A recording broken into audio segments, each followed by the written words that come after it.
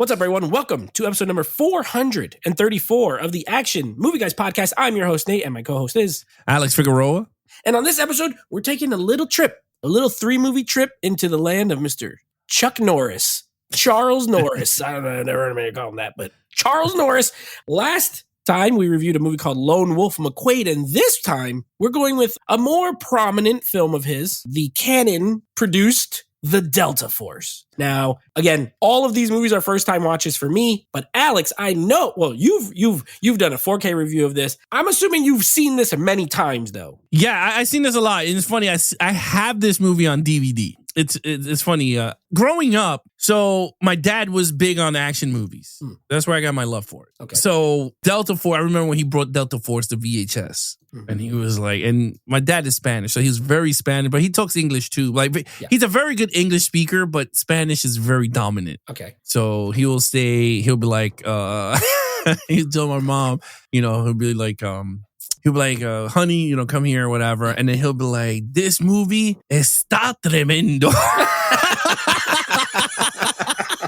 Classic saying. Yeah. And I'm like, what is wrong with, as a kid, I'm just like, what is he talking about? And then when we put on the movie, it's I will say this about the movie. I'm not going to give a review or nothing. This movie is very ahead of his time in terms of plot, right? It's a lot of terrorists taking over plane. So in terms of, for someone like me as a kid, freaks you out because of the imagery and what the movie is. It's not like an over the top 90s action movie when they take over a plane. This is felt very realistic at certain times. But it's based on a true story, but obviously very, very, very 80s. Loose. We'll say that much. No, yeah, very loosey. But so I will say that, but I very enjoyed it. I again, in terms of watching it as a kid, I enjoyed it. But growing up, certain aspects changed when I rewatched it, So I can't wait to talk about it. Me neither. I can't wait to talk about it either. I've never seen this movie.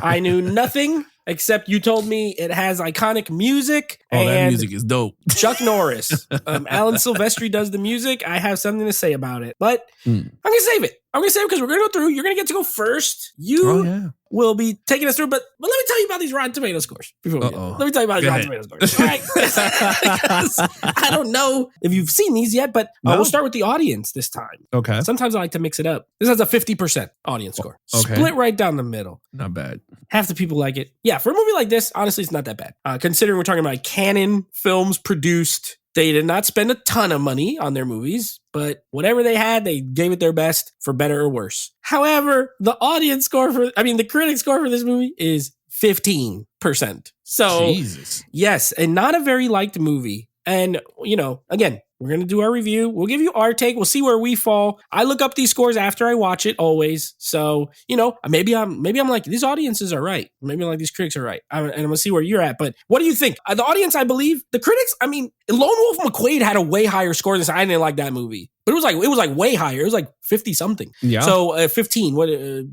little low for you? I'm very shocked, but I could totally understand the nature of the content. Yes. Like when we did Rambo, we didn't do Rambo. I don't believe we did Rambo 5. I think we did. Yeah, we did. And I remember when we did the critics, it was kind of like this. It was just and we felt like it was impacted by the content that surrounds the movie. And I felt like this, if it's a 15, then it has to be about the subject of the matter of the film. I'll tell you who did like it. Roger Ebert. He gave it a 3 out of 4 or something like that. So he was a fan of this movie. If no one else liked it, Roger Ebert enjoyed The Delta Force. All right, let's give you our take on this movie. Alex, a seasoned veteran, me, a rookie, never seen this, don't know nothing. What did you think of our lead character? Again, we talked off air. His name is Scott, but in the movie, they call him McCoy the whole entire time. I had no idea his name was Scott. Call him that, but that's his name. And also, we'll talk a little bit about Lee Marvin's character, because he's not a co-lead, but he's like his captain. His name is Nick. So we got Nick and Scott. Take it away. What do you think? It's funny because sometimes throughout the movie they call him Major. Like Major. Yeah.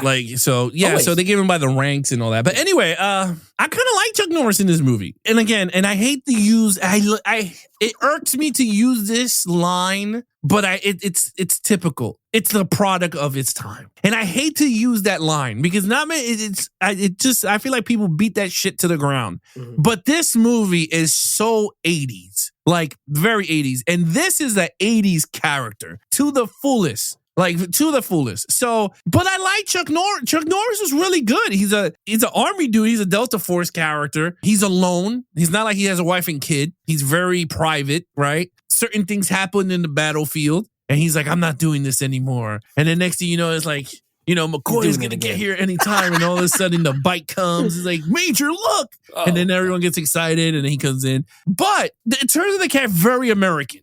Actually, not him. Everybody's American here. All right. You got Billy. You got the black. I forgot the name of the black guy's character. Oh, I'll pull it up. Because he's in this too. Steve James. Oh, Bobby. Bobby. They gave everybody one word name. Just one name. Yeah. Bobby. One names. Yeah. You got Billy, Bobby, Nick, and Scott. then Scott. Oh, well, McQuaid. Yeah. I mean, I already forgot his name. I was going to say McQuack. Launchpad McQuack. McKay. Yeah. So at the end of the day, I kind of liked him. I gave him a 4. I don't think he's a perfect character, but I gave him a 4 because he's a typical generic army guy. It's nothing different or new compared to him in Commando, or Rambo, at the end. So I gave him a 4. All right. I did read that after Lee Marvin's character was originally cast as Charles Bronson, and how that might have been cool if it was Charles Bronson and Chuck Norris. However, during a scheduling conflict, he had to film another movie, and so he had to drop out, and then they got Lee Marvin to replace him. So it might have been a little cooler if Charles Bronson was doing action scenes instead of old ass Lee Marvin, but he probably would have had more action scenes if it was Charles Bronson. Okay, Scott. I gave him a 1, but let me tell you why. You gave him a 1? A 1.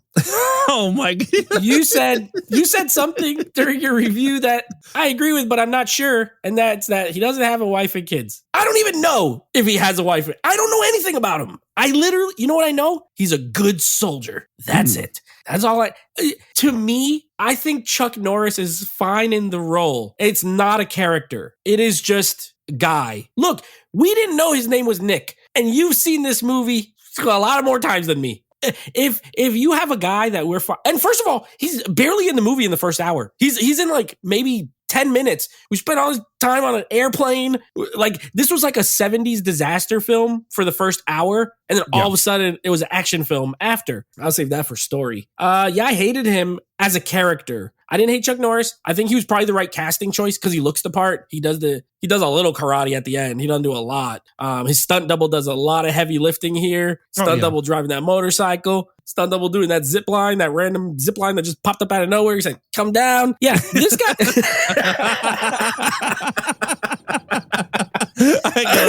Okay, well, this guy's basically a video game character. You're taking him over. You're yourself. You just got to make up stuff like, bro, I got a family back at home. I got to fight for them. I got to make sure the terrorists don't win. And I'm going to kill them all. The only part I liked with him is when he shoots that guy under the bed and he was like, sleep tight or whatever he says, or sweet dreams or something like that. That was kind of funny. He has no good one-liners. He has no character. He is a blank piece of paper that runs around and kills people. So I don't think it's a character, and that's why I gave him a 1. I'm just like, what does he do? He shows up in his truck. He's like, I'm ready to go. And Lee Marvin's like, leave the keys in the van. He calls it a van. That pissed me off. It was a truck. Leave the keys in the van.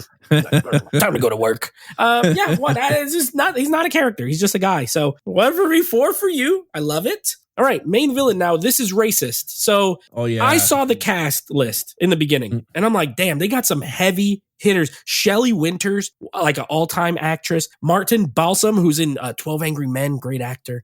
Lee Marvin. And then I see Robert Forster, and I'm like, I love that guy. I kid you not, Alex. I watched this entire movie and didn't know that he was the brown terrorist guy. He was playing like an I don't even know where he's from. They don't Iran, Iraq, one of them. I don't know. He's Middle Eastern. He's painted brown and has a little mustache. Robert Forster as, guess his name, Abdul. What did you think of Abdul the terrorist? All right. So, you had him, and then you had the Spanish looking one, the main guy from the Dark Knight Rises, who's in the jail. He's the guy who he's like blind, and he helps him, he's like training him. That's him. Yeah, that's him. No, I knew it right away. I was like, bro, that's Dark Knight Rises right there.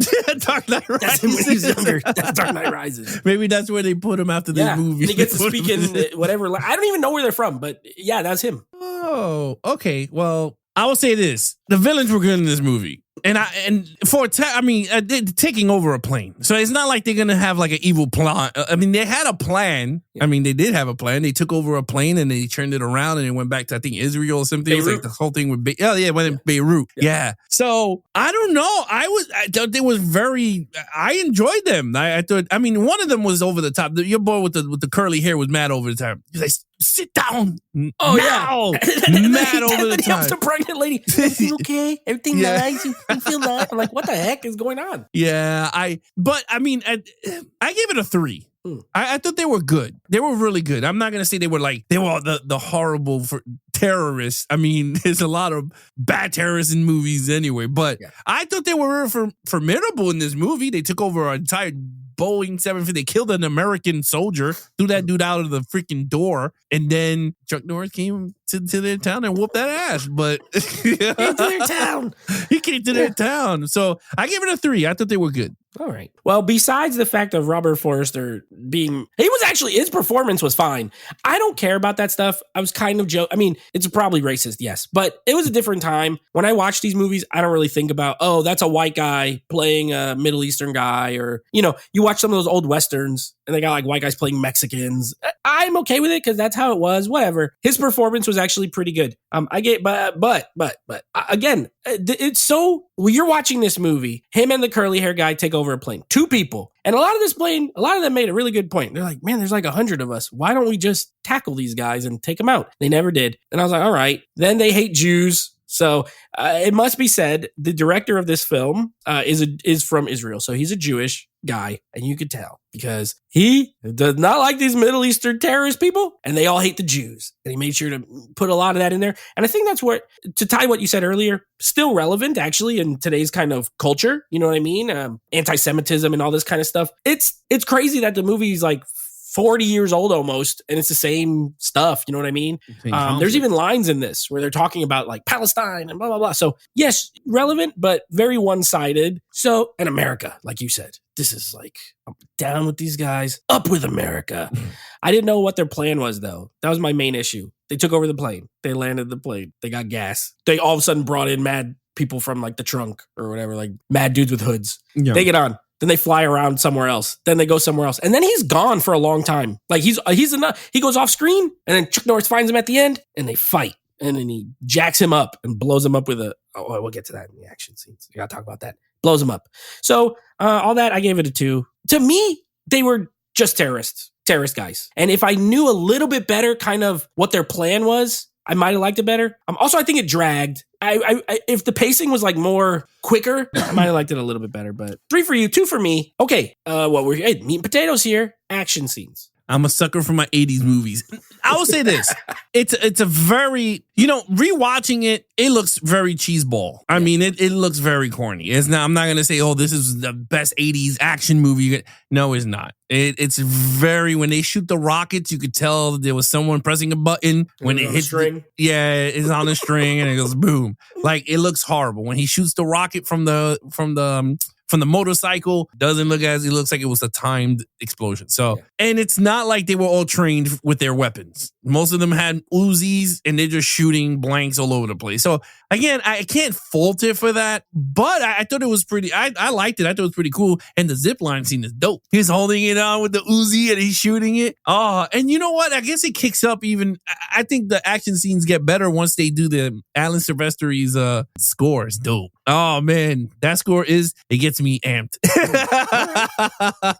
Once you see them get into it, they had the doom buggies, they go riding into the dirt. I don't know. I thought it was pretty cool. I mean, one gets killed. My man Billy. Oh yeah, gets shot. We're going home now. Yeah, look, you're going home somewhere. Billy, you're gonna die, Billy. No, but look, all in all, it has sufficient amount of action. Is it the greatest action? Absolutely not. Does it have the greatest action? To me, it does in my eyes because I enjoyed it as a kid. And I always remember Chuck Norris doing the one thing. And then I love when he's fighting to do with the kick. And then he brings the motorcycle into the house. And he's fucking the dude up. I liked it. And then, of course, the famous scene when the guy is like trying to grab the machine gun. And he's all bloody. And then he just turns the machine.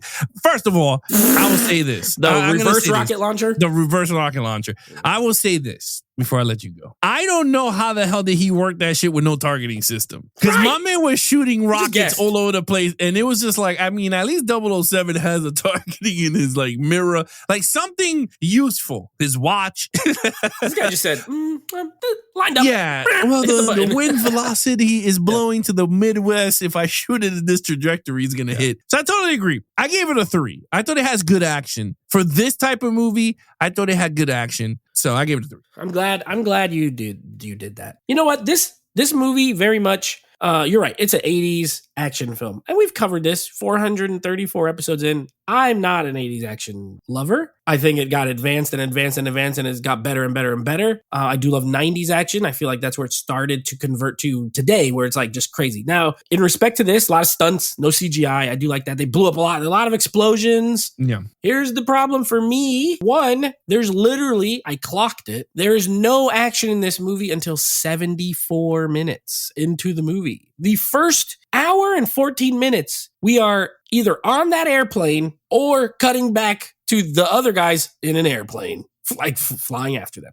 When I tell you I was so bored by the time the action started, I was all the way bored. I was like, thank God. And when the action starts, it's a kind of slow car chase. They're going like 35 in these streets, going 35 miles an hour, shooting Uzis everywhere. Cool if you like it. I was like, whatever. I will say it gets better towards the end. I did like kind of that big raid in that like facility or whatever. When he shoots the guy night under the mattress. That was funny. Chuck Norris doesn't do enough karate in my opinion. He only does a little bit of hand to hand. It's super cheesy. Those two guys, him and the black guy with the rocket launchers, and they're like, they shoot the rocket launcher and they're like high five each other after. I was like, oh my God, I'm going to turn this off. I didn't, but the backwards rocket, that also made me almost turn it off. I'm like, how did he aim that? How could he know it was going to go there? There's no, and it looked like it should have went up. It just went right in there, blew him up. Stupid. I gave it a 2. I don't like it, but there's a lot at the end. And there's none at the beginning. So I think if you're a fan of 80s action, I agree with you. It's sufficient.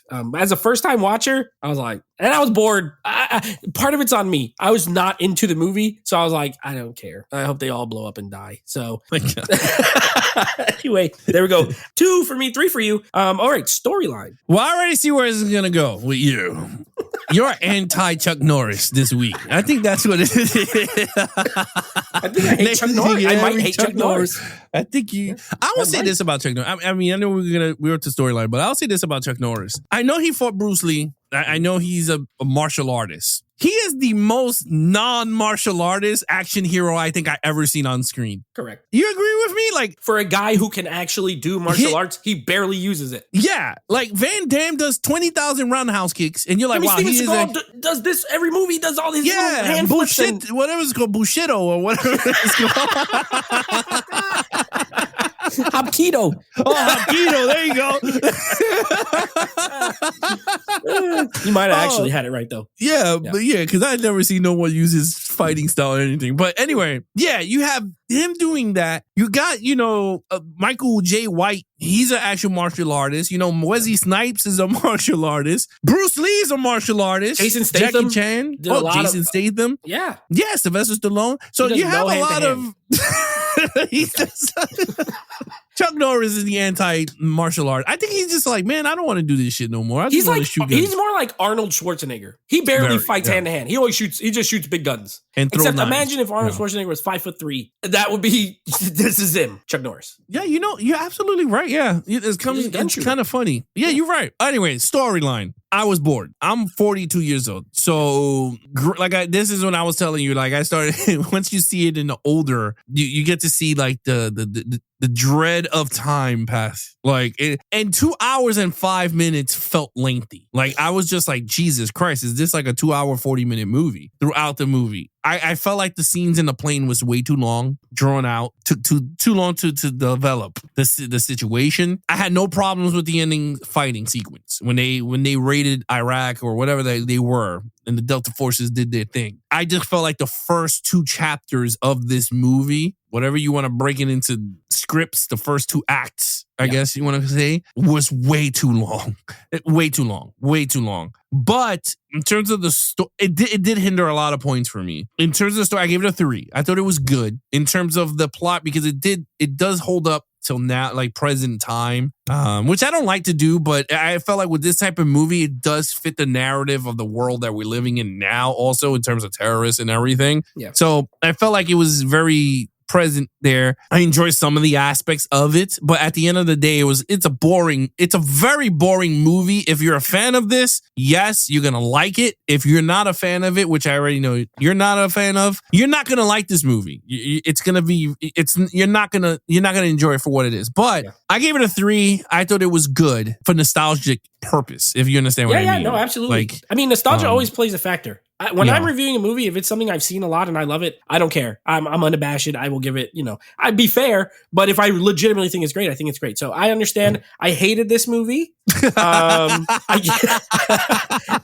gave it a 1. I think it's so stereotypical. It is so on the nose. It's boring as hell. I'm like, what am I I thought this was an action movie. Like the beginning starts off with an explosion. Then he saves that guy. And I'm like, oh, Billy. Wow, okay, Delta Force, baby. Delta Force. Then we go to an airport. We're hanging out with freaking Adam Sandler's mom from the Zohan and all the Jewish people.